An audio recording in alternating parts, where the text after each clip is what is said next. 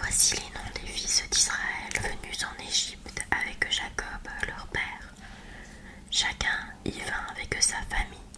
C'étaient Rouben, Siméon, Lévi et Juda, Issacar, Zabulon et Benjamin, Dan et Nephtali, Gad et Asher.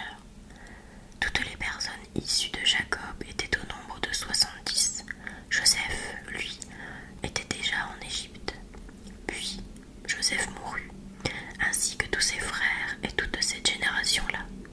Les fils d'Israël furent féconds, ils devinrent très nombreux, ils se multiplièrent et devinrent de plus en plus forts. Tout le pays était rempli.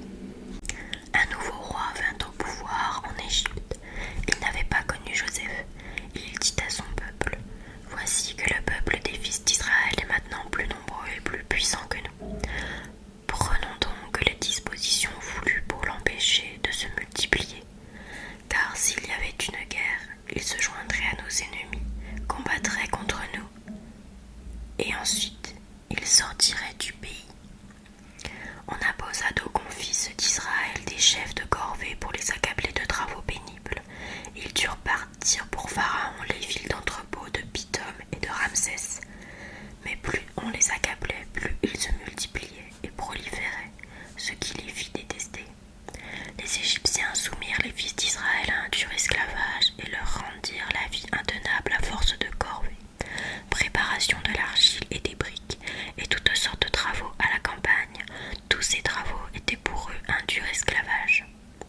Alors le roi d'Égypte parla aux sages-femmes des Hébreux, dont l'une s'appelait Shifra et l'autre Poua. Il leur dit: Quand vous accoucherez les femmes des Hébreux, regardez bien le sexe de l'enfant. Si c'est un garçon, faites-le mourir. Si c'est une fille, laissez-la vivre. Mais les sages femmes craignirent Dieu et n'obéirent. Mais les sages femmes craignirent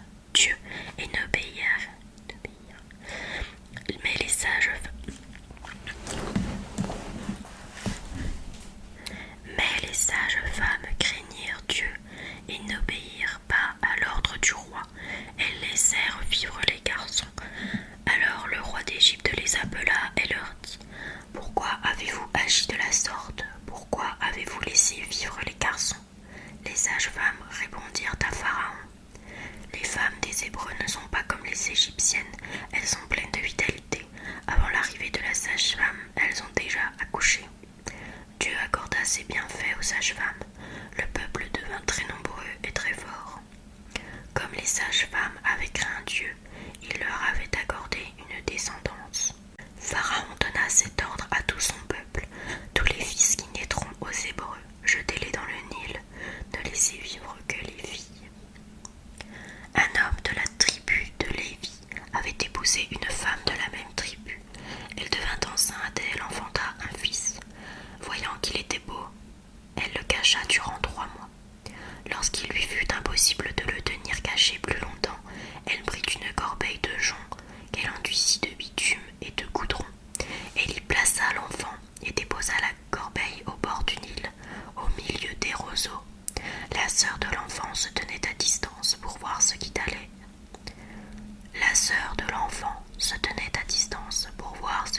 arriver. La fille de Pharaon descendit au fleuve pour s'y baigner, tandis que ses suivantes se promenaient sur la rive. Elle aperçut la corbeille parmi les roseaux et envoya sa servante pour la prendre. Elle l'ouvrit et elle vit l'enfant. C'était un petit garçon, il pleurait. Elle en eut pitié et dit: « C'est un enfant des Hébreux. » La sœur de l'enfant dit alors à la fille de Pharaon: « Veux-tu que j'aille te chercher, parmi les femmes des Hébreux, une nourrice qui, pour toi, nourrira l'enfant ?» La fille de Pharaon lui répondit: « Va. » La jeune fille alla donc chercher la mère de l'enfant.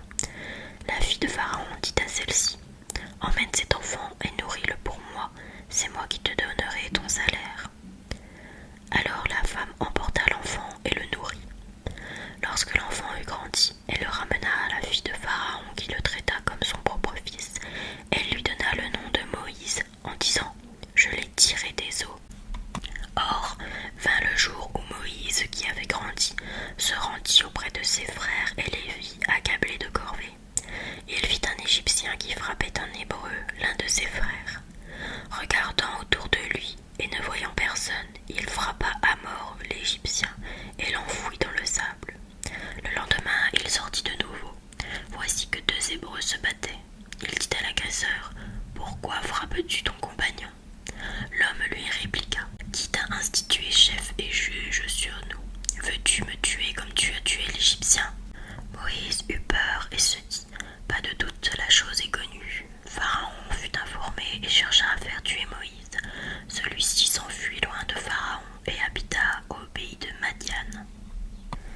s'asseoir près du puits. Le prêtre de Madiam avait 7 filles.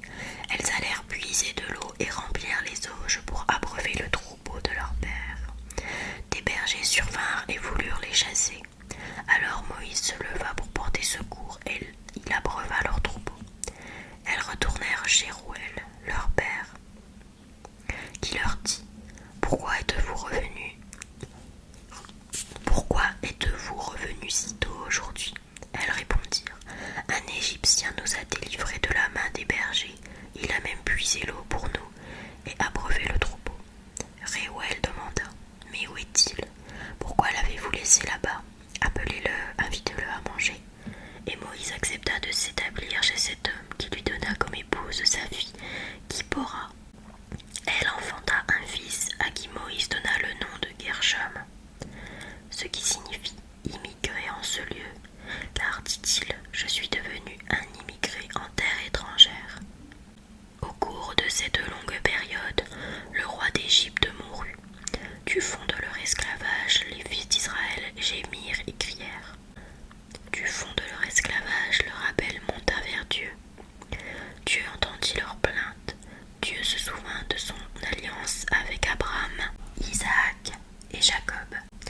Dieu regarda les fils d'Israël et Dieu les reconnut. Moïse était berger du troupeau de son beau-père Jéthro, prêtre de Madian. Il mena le troupeau au-delà du désert et parvint à la montagne de Dieu, à l'Horeb. L'ange du Seigneur lui apparut dans la flamme d'un buisson en feu. Moïse regarda, le buisson brûlait sans se consumer. Moïse se dit alors: Je vais faire un détour pour voir cette chose extraordinaire. Pourquoi le buisson ne se consume-t-il pas? Le Dieu vit qu'il avait fait un détour pour voir, et Dieu l'appela du milieu du buisson. Moïse, Moïse, il dit, me voici. Dieu dit alors: N'approche pas d'ici, retiens les sandales de tes pieds, car le lieu où tu te tiens est une terre sainte. Et il déclara: Je suis le Dieu de ton père, le Dieu d'Abraham, le Dieu d'Isaac, le Dieu de Jacob. Moïse se voila le visage, car il craignait de porter son regard sur Dieu. Le Seigneur dit: J'ai vu, oui, j'ai vu la misère de mon peuple qui est en Égypte, et j'ai entendu ses cris sous les coups des surveillants. Oui, je connais ses souffrances. Je suis descendu pour le délivrer de la main des Égyptiens et le faire monter de ce pays vers un beau et vaste pays, vers un pays ruisselant de lait et de miel, vers le lieu où vivent le Cananéen, le Hittite, l'Amorite, le Périzite, le Hivite et le Jébuséen. Maintenant, le cri des fils d'Israël est parvenu jusqu'à moi, et j'ai vu l'oppression que leur font subir les Égyptiens. Je t'envoie chez Pharaon, tu feras sortir d'Égypte mon peuple, les fils d'Israël. Moïse dit à Dieu: Qui suis-je pour aller trouver Pharaon et pour faire sortir d'Égypte les fils d'Israël? Dieu lui répondit: Je suis avec toi, et tel est le signe que c'est moi qui t'ai envoyé. Et tel est le signe que c'est moi qui t'ai envoyé. Quand tu auras fait sortir d'Égypte mon peuple, vous rendrez un culte à Dieu sur cette montagne. Moïse répondit à Dieu: J'irai donc trouver les fils d'Israël, et je leur dirai: Le Dieu de vos pères m'a envoyé vers vous. Ils vont me demander quel est son nom. Que lui répondrai-je? Dieu dit à Moïse: Je suis qui je suis. Tu parleras ainsi aux fils d'Israël. Celui qui m'a envoyé vers vous, c'est Je suis. Dieu dit encore à Moïse: Tu parleras ainsi aux fils d'Israël. Celui qui m'a envoyé vers vous, c'est le Seigneur, le Dieu de vos pères, le Dieu d'Abraham, le Dieu d'Isaac, le Dieu de Jacob. C'est là mon nom pour toujours. C'est par lui que vous ferez mémoire de moi, d'âge en âge. Va, rassemble les anciens d'Israël, tu leur diras: Le Seigneur, le Dieu de vos pères, le Dieu d'Abraham, d'Isaac et de Jacob, m'est apparu. Il m'a dit: Je vous ai visité, et ainsi j'ai vu comment on vous traite en Égypte. J'ai dit: Je vous ferai monter de la misère qui vous accable en Égypte vers le pays du Cananéen, du Hittite, de l'Amorite, du Périzite, du Hivite et du Jébuséen, le pays ruisselant de lait et de miel. Ils écouteront ta voix, alors tu iras avec les anciens d'Israël auprès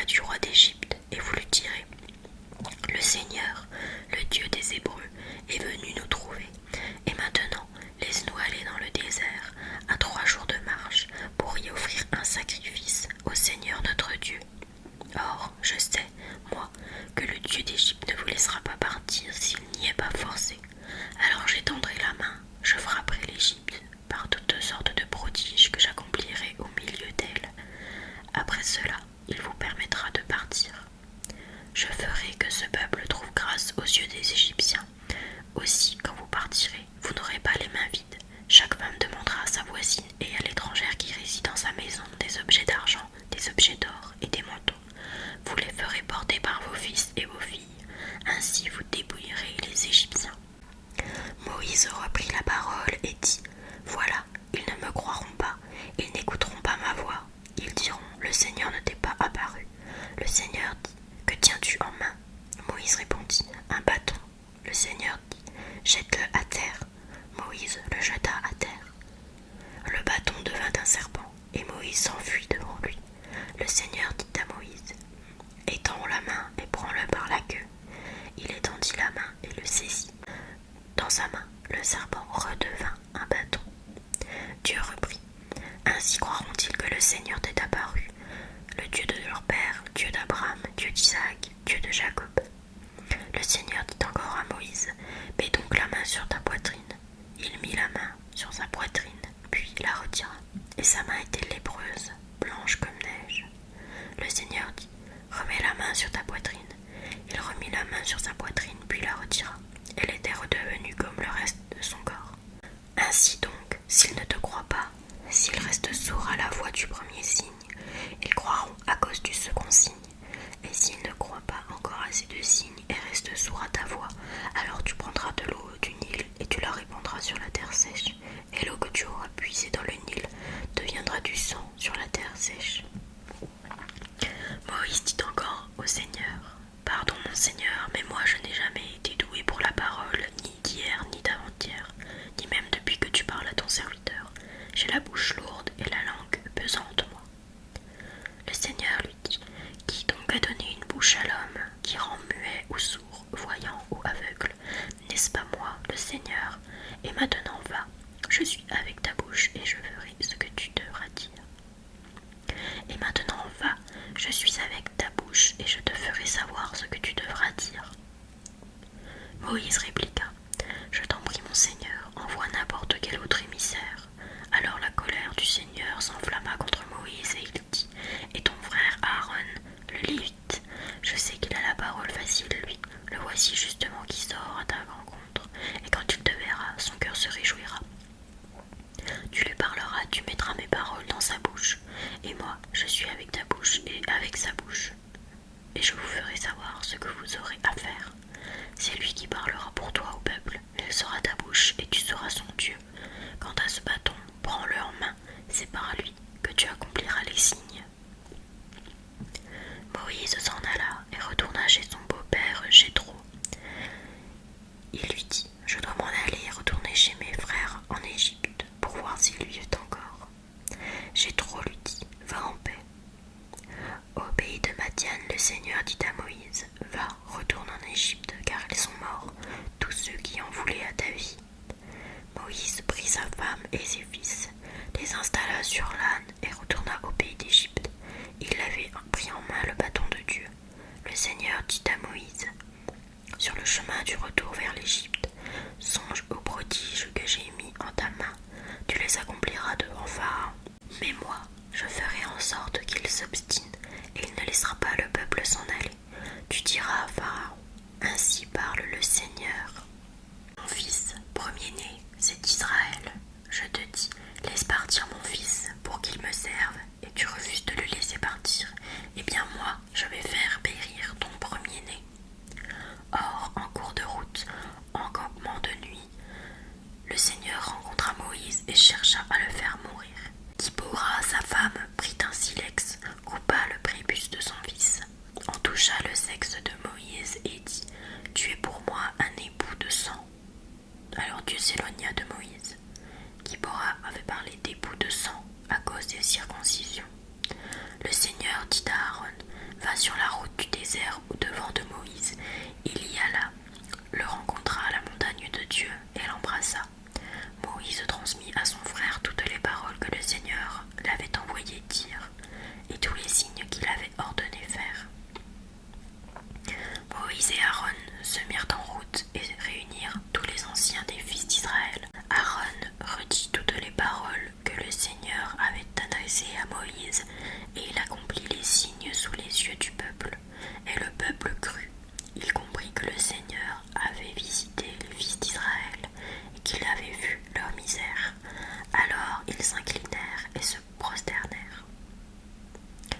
Ensuite, Moïse et Aaron s'en vinrent déclarer à Pharaon: Ainsi parle le Seigneur, Dieu d'Israël. Laisse partir mon peuple pour qu'il célèbre en mon honneur une fête au désert. Pharaon dit: Qui est le Seigneur pour que j'écoute sa voix et laisse partir Israël? Je ne connais pas le Seigneur et je ne veux pas laisser partir Israël. Ils dirent: Le Dieu des Hébreux s'est présenté à nous. Il nous faut aller à 3 jours de marche dans le désert pour offrir un sacrifice au Seigneur notre Dieu. Sinon, il nous frappera de la peste ou de l'épée. Le roi d'Égypte leur dit: Moïse et Aaron, pourquoi voulez-vous détourner le peuple de ses travaux? Retournez à vos corvées. Et Pharaon ajouta: Maintenant que les gens du peuple sont nombreux, vous voudriez qu'ils se reposent de leurs corvées? Ce jour-là, Pharaon ordonna aux surveillants du peuple et aux contremaîtres: Vous ne fournirez plus au peuple, comme vous le faisiez avant, la paille pour fabriquer les briques. Ils iront eux-mêmes ramasser la paille. Quant au nombre de briques imposées jusqu'à présent, continuez à l'exiger. Ne réduisez en rien la cadence. Ce ne sont que des paresseux. C'est pourquoi ils crient: Allons offrir un sacrifice à notre Dieu. Que la servitude pèse sur ces gens et qu'ils travaillent sans rêvasser à des paroles maison. Que la servitude pèse sur ces gens et qu'ils travaillent sans rêvasser à des paroles mensongères. Les surveillants du peuple et les contremaîtres sortirent et déclarèrent au peuple: Ainsi parle Pharaon: Je ne vous donne plus de paille, allez vous-même en prendre où vous en trouverez. Mais votre production ne sera réduite en rien. Alors le peuple se dispersa dans tout le pays d'Égypte pour ramasser du chaume et en faire la paille à torchis. Les surveillants les harcelaient: Achevez votre travail, chaque jour la quantité exigée, comme lorsqu'il y avait de la paille.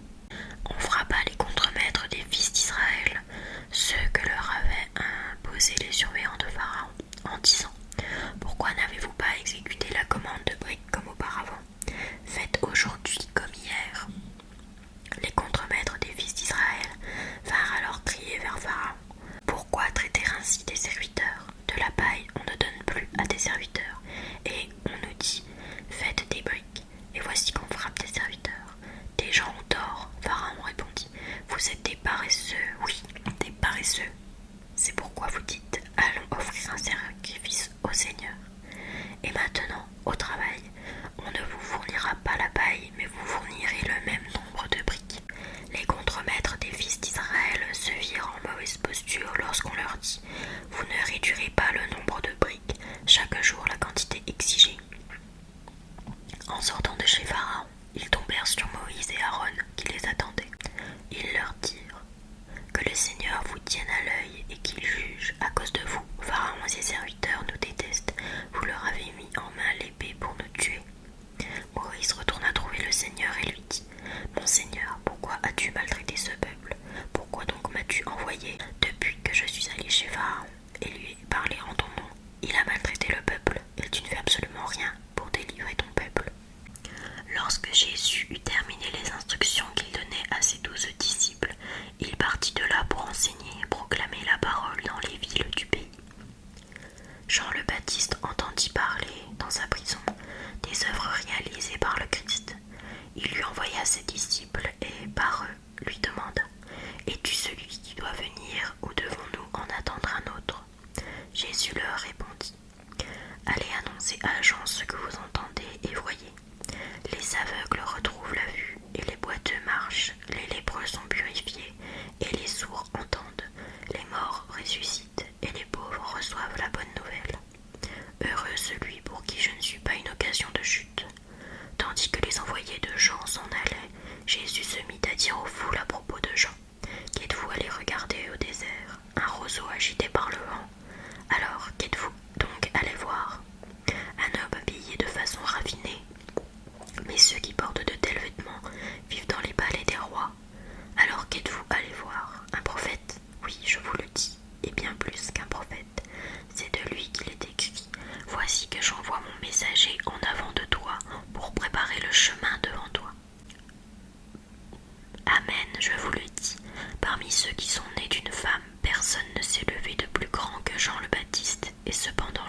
qui dans le royaume des cieux est plus grand que lui. Depuis les jours de Jean le Baptiste jusqu'à présent, le royaume des cieux subit la violence et des violents cherchent à s'en emparer. Tous les prophètes ainsi que la loi ont prophétisé jusqu'à Jean. Et si vous vouliez bien comprendre, c'est lui, le prophète Élie, qui doit venir. Celui qui a des oreilles, qu'il entende. À qui vais-je comparer cette génération? Elle ressemble à des gamins assis sur les places qui en interpellent d'autres en disant « Nous vous avons joué de la flûte et vous n'avez pas dansé. Nous avons chanté des lamentations, mais vous ne vous êtes pas frappé la poitrine. » Jean le Baptiste est venu, en effet. Il ne mange pas, il ne boit pas, et l'on dit c'est un possédé. Le Fils de l'homme est venu, il mange et il boit, et l'on dit voilà un glouton et un ivrogne, un ami des publicains et des pécheurs. Mais la sagesse de Dieu a été reconnue juste à travers ce qu'elle fait. Alors Jésus se mit à faire des reproches aux villes où avaient lieu la plupart de ces miracles, parce qu'elles ne s'étaient pas converties. Malheureuse es-tu, Corazine, malheureuse es-tu, Bethsaïde, car si les miracles qui ont eu lieu chez vous avaient eu lieu à Tyr et à Sidon, ces villes autrefois se seraient converties sous le sac et la cendre. Aussi, je vous le déclare, au jour du jugement, Tyr et Sidon seront traités moins sévèrement que vous. Et toi, Capharnaüm, seras-tu donc élevé jusqu'aux cieux? Non, tu descendras jusqu'au séjour des morts, car si les miracles qui ont eu lieu chez toi avaient eu lieu à Sodome, cette ville serait encore là aujourd'hui. Aussi, je vous le déclare, au jour du jugement, le pays de Sodome sera traité moins sévèrement que